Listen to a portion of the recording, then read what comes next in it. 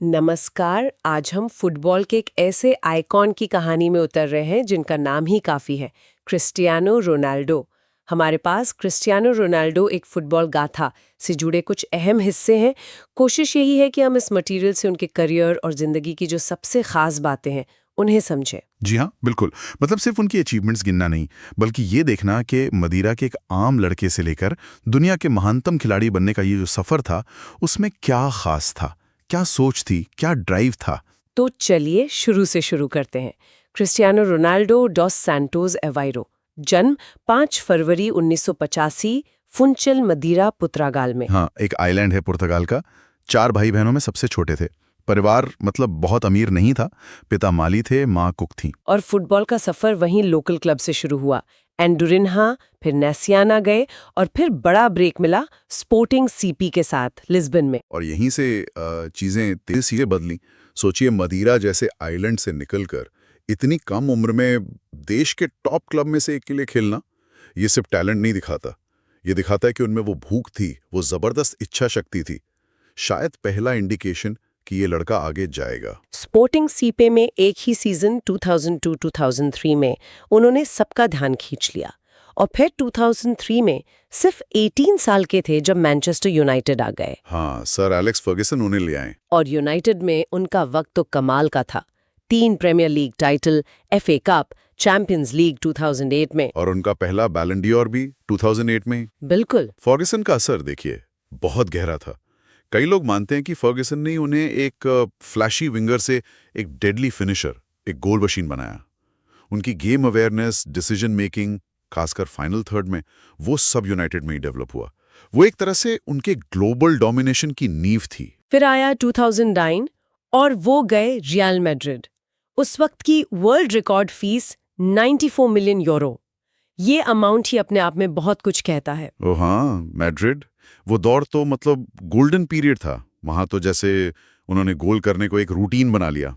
Club के all time top scorer बन गए। 4 चैंपियंस लीग टाइटल्स और जीते वहां पर। जी हाँ, 4 और बैलन डी'ओर। अविश्वसनीय। बिल्कुल।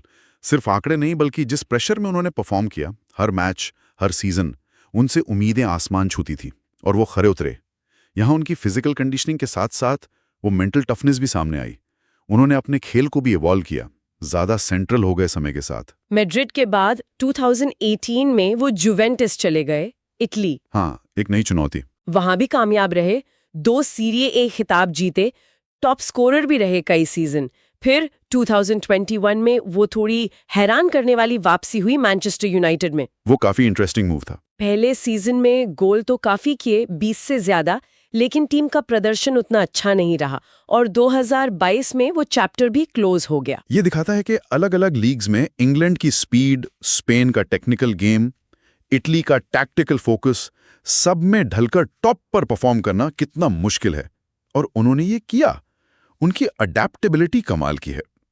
हालांकि यूनाइटेड की दूसरी पारी ने यह भी दिखाया कि देखो, सिर्फ एक महान खिलाड़ी टीम की सफलता तय नहीं करता। टीम केमिस्ट्री, टैक्टिक्स, ये सब भी जरूरी है। और फिर 2022 के आखिर में एक और बहुत बड़ा मूव, सऊदी अरब के क्लब अल नस्र के साथ कॉन्ट्रैक्ट। जी, जिसने उन्हें दुनिया का सबसे ज्यादा कमाने वाला फुटबॉलर बना दिया। और इसने सऊदी लीग पर भी दुनिया भर का ध्यान खींचा है ना? बिल्कुल। ये सिर्फ एक ट्रांसफर नहीं है, ये ग्लोबल फुटबॉल में जो पावर शिफ्ट हो रहा है, शायद उसका भी एक संकेत है। क्या यूरोपी हमेशा सेंटर रहेगा? रोनाल्डो जैसे बड़े नाम का वहां जाना इस सवाल को और मजबूत करता है। और ये उनकी एम्बिशन भी दिखाता है कि वो अब भी लाइमलाइट में रहना चाहते हैं। क्लब करियर तो शानदार रहा ही, लेकिन इंटरनेशनल लेवल पे भी उनकी कहानी कुछ कम नहीं। 2003 में पुर्तगाल के लिए डेब्यू किया और तब से लगातार खेल रहे हैं। सबसे बड़ी कामयाबी तो यकीनन यूरो 2016 जीतना थी। हाँ, वो पुर्तगाल के लिए ऐतिहासिक पल था। और फिर 2019 में नेशंस लीग भी जीती। रिकॉर्ड्स की बात करें तो मेंस इंटरनेशनल फुटबॉल में ऑल टाइम टॉप स्कोरर हैं वो। जी, 200 से ज्यादा मैच खेल चुके हैं, 130 से ज्यादा गोल। ये आंकड़े अविश्वसनीय हैं। सच में। इंटरनेशनल सक्सेस किसी भी लेजेंड की विरासत के लिए बहुत जरूरी होती है। और पुर्तगाल जैसी टीम को, जो पहले कभी बड़ी ट्रॉफी नहीं जीती थी, यूरोपियन चैंपियन बनाना, ये बहुत बड़ी बात है। ये दिखाता है कि वो सिर्फ एक इंडिविजुअल ब्रिलियंस वाले खिलाड़ी नहीं, बल्कि टीम को इंस्पायर भी कर सकते हैं। Leadership qualities. मैदान के बाहर भी उनकी पहचान काफी बड़ी है। हम जानते हैं वो 5 बच्चों के पिता हैं। जॉर्जिना रॉड्रिक्स के साथ रिलेशनशिप में है। और फिटनेस, उनका डेडिकेशन फिटनेस को लेकर तो मतलब मिसाल है। बिल्कुल। और उनका CR7 ब्रांड, कपड़े, जूते, होटल, परफ्यूम, वो भी एक एम्पायर है अपने आप में। सही कहा। तो उनकी लेगेसी जो है वो सिर्फ गोल और ट्रॉफीज से कहीं ज्यादा है।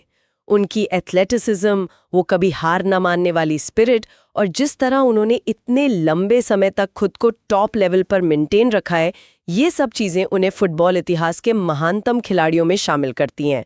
और हाँ, उन्होंने लाखों युवाओं को इंस्पायर किया है। तो ये थी क्रिस्टियानो रोनाल्डो की एक झलक। मदिरा से शुरुआत, दुनिया के सबसे बड़े क्लब्स में खेलना, अनगिनत रिकॉर्ड बनाना और अपने देश को गौरव दिलाना।